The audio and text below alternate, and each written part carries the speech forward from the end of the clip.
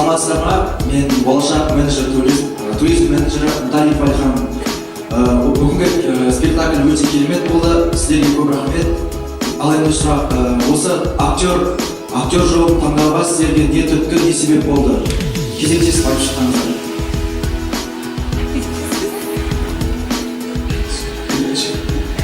Қайырлы күн, қайырлы кеш барша келгендеріңізге рахмет. Бірден жауап үшін енді актерлер көп қыдырады деді. Ақшасы жақсы деген соң келдім актерлыққа.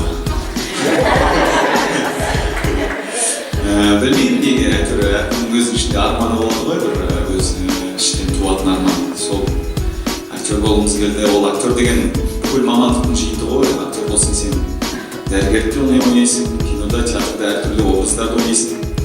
Сол мамандықты таңдай алмай жүрген адамдар сол актерлікке барады. Өйткені көп мамандықтардың тоғысқан жері сондай бір күш арман итеріп әкелді.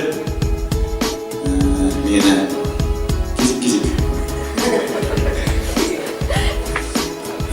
Өздеріңіз сияқты театрға барып, спектакль көрдім. Сол спектакль бірінші рет бардым. Әсер етті қатты. Мен 11 бітірдім, колледжде оқып жүрдім. Сосын ақырындап сұрай бастадым, актер несі мамандық бар ма, ондай оқи ма? Сөйтіп оқиды екен бәрі. Сөйтіп естіп, Алматыға шеберханасына оқуға түстім.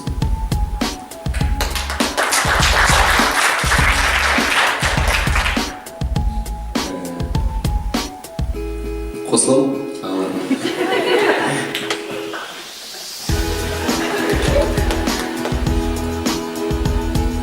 Мен негізі өнер академиясында актер болып кетпеген жоқпын. Мен негізі басқа мамандықтың барған болдым. Телевидение саласына оператор боламын. Енді бағыма орай сол жерде Ақкенже Әлімжан деген актриса біздің осы Нұралат ағайымыздың шеберханасында бітірген. Сол кісі жолығып адасы бар. Осы Нұралат ағайын есігін барып, сол қыз шығып, «Ё, бала, қайдан келдің?» Осылай келдім. Операторский жәндегі факультетін іздеп жүріп дегенде, «Сен оператор емес, сен актер болатын боласың ғой». Сол кісі қолынан ұстап, қолыма материал беріп, дайындап, бір бағымды сынап көрдім. Сол бір үлкен септігін тигізген болады. Содан бері міне осы мамандық бойынша оқып бітіріп, осы маман иесі болып жүрмін.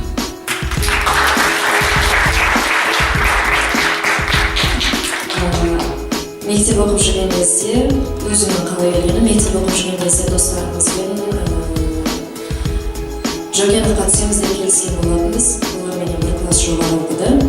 Олар оқуға түсті. Мен ол кезде 11-ші сынып оқимын.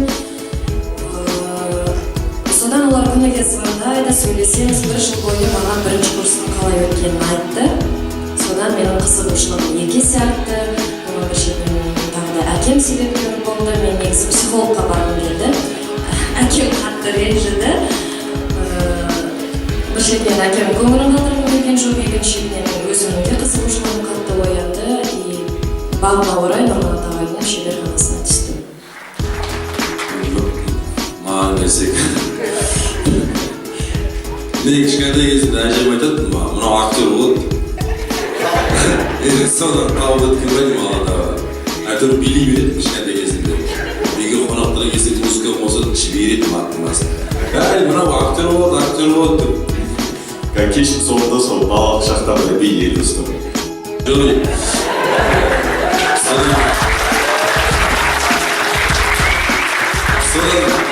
не керек, әкем военный болғанды қалады, өзім дәрігер болғанды қалады, бірақ анам өнерді қалады. Дегенмен анамның әкесі жазушы болған. Сол кейін жазғыларды ұрлап кеткен ба, орындалмаған арманы бар маман. Сосын келді мама, сен өзі жүргенің бар. Қарам, ауылды келген ғой, білмеймін не екенін. Сонымен жүрген атындағы өнер академиясы. Мына жігіттер жүр, бері қаттар, дайнерлар, звезда, бәрі орналасып, актер деген осындай болды екен ғой деп. Ол жерде бөлінеді бізде драма, муздрама, режиссер, рездрама. Соны не таңдайсыз деп. Актер біреулердің ақылын сұраушы мама бар. Мама шустрый ғой біз. Соның барында, балам, сен муздрамаға тапсырасың болып дайындал деді. Бар өнерім салып дайындалдым, Аллаға шүкір. Данияр, Наурыз бәріміз көп баласымыз, 2010-2014 түлектеріміз. Қазіргі таңда міне белгілі актерлер жұмыс жасап жатыр. Рахмет. Мен жаңа бір себебін айтып кеттім, өнерге қалай келген актерлыққа. Екінші себебін айтайын. Бір күн телевизор қоспасам алдар көсе болып жатыр. Дәурен ағамыз ойнап жатыр, мен осындай актер болып келеді деп. Сосын тұрып та театр қайдаға түстім, сосын сұрадым, Дәурен аға қайда істейді дедім. Жастар театрда, мен жастар театрына барады дедім. Сөйтіп Дәурен ағаның артынан келдік осында.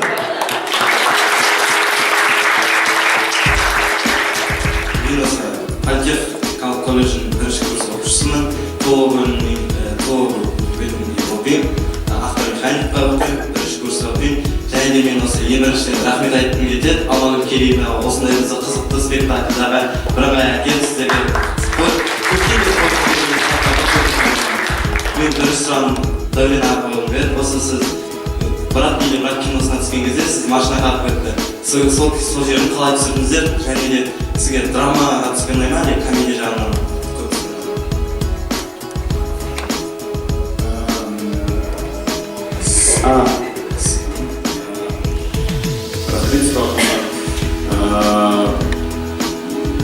Киноның қырласылары өте көп, секреттері өте көп, бәрін аша алмаймын.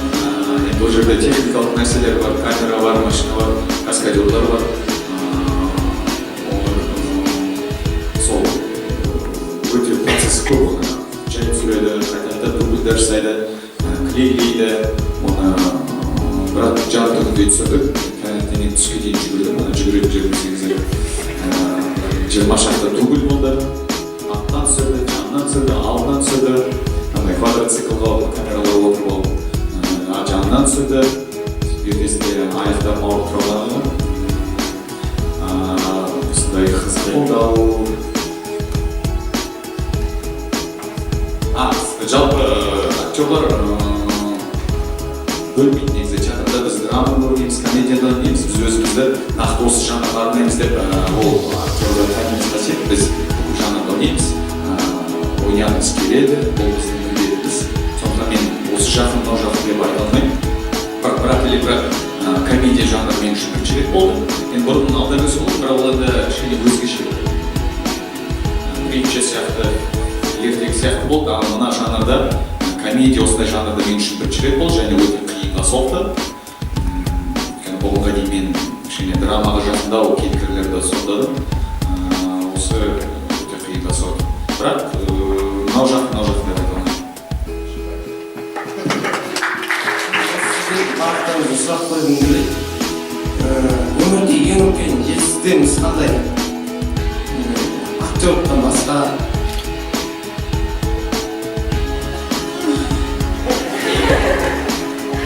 Данияр дұрысы, Мадина қысқа жауап беру.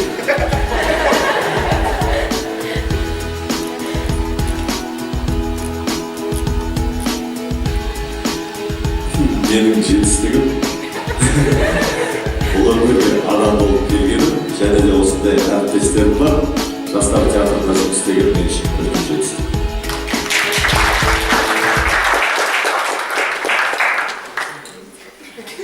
Мынау менің досым. Мен осыған қосылып.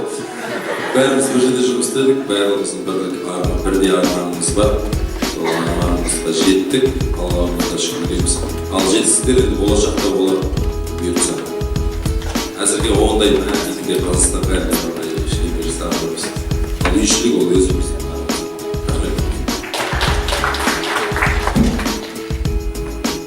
Әрине, әйел адам болғаннан кейін, әйел болып осы дүниеге келгеннен кейін, ең басты мақсаты әйел адам үшін ол ана болу негізі.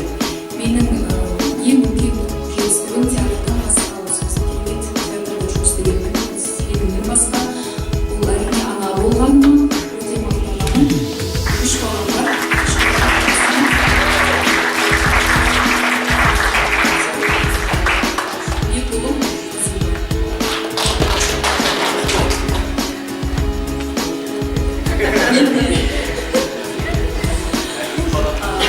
айтарлықтай жетістік жоқ.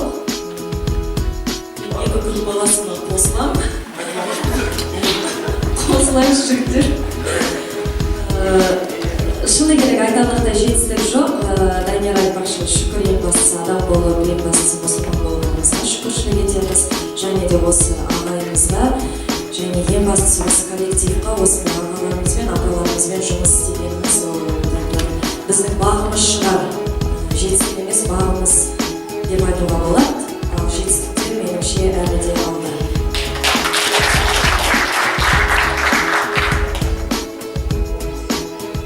Мен үшін өте қиын сұрақ. Жалпы 10 жыл бұрын осы Астана қаласында, осы жастар театрына келіп қалаған кезімізде дәл осындай ғимаратта, дәл осындай қойылым қойып, дәл осындай көрермен алдында осындай кереметтей сұхбат жүргіземін деп ойлаған жоқпын. Ол кезде алдымыз бұлыңғыр болып, алдымыз не болып, не күтіп тұрған ешкім білмеді. Міне 10 жылдың ішінде осындай жетістікке жетіп жатқан мен үшін жетістік.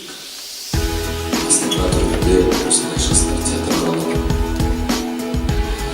Өзіндік жолы бар, өзіндік бағыты бар. Ешкімге ұқсамайтын талантты жас актерлары бар. Осындай тамаша ғимараты бар.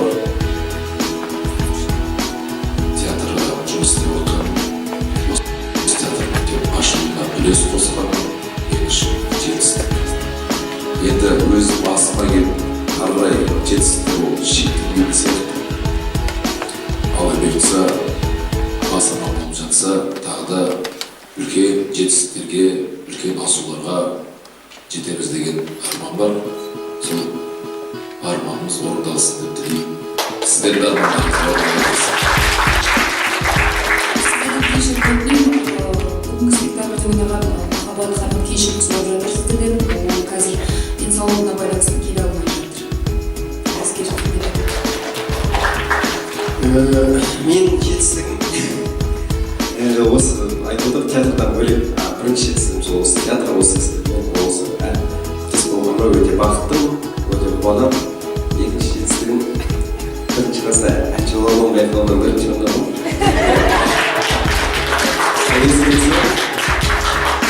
Кейін конкурстарда үшінші орын алып рахмет. Жетістігім осы сіздер и көрермендер.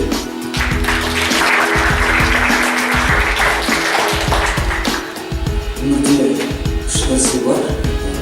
Бірінші ол жақсы орта, жақсы жұмыс, жақсы отбасы. Сол үшеуі де Аллаға шүкір, менде бар. Сол жетістігім. Адам өз жетістігін әрқалай көреді. Біреу биік мансаптан көреді, біреу әртүрлі байқаудан көреді. Енді әр көрермен біз үшін жетістік. Біреу көрермен бүгін келіп, осы актердің біреуін танып кетсе, қошемет айтып кетсе, сол жетістік. Өнер адамның бұдан артық ешқандай жетістік керек емес. Сол біз өйткені халықта жұмыс істейміз, халық сені танып жатса, сол яғни жетістік. Сол сені көтерілген сайын ата-ананы қуанады, ең бірінші сол. Ата-ананы қуанту, бірімізге жақсы дос болу, дос тапсаң да жетістік. Жетістік көп ол әр адамның өмірге көзқарасына байланысты.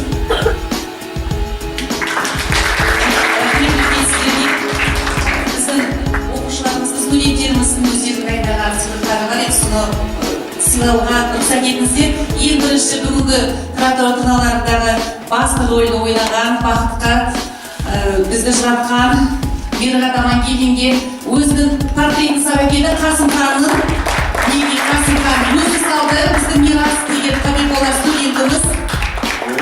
Рахмет сізге.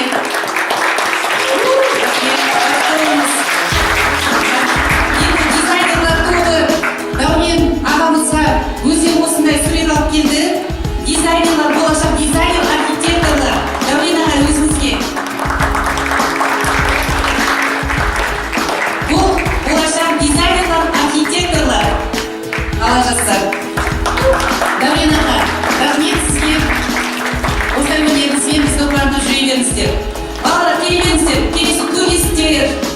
коммуналдық шаруашылығы программисттер өздеріңіздер келіп сыйлаңыздар, пожалуйста. Біздің Нұржас деген студент, Аяжан деген студент, Аяулым деген студентіміз біздің, болашақ бағдарламашылар, автомеханиктер. Рахмет сіздерге.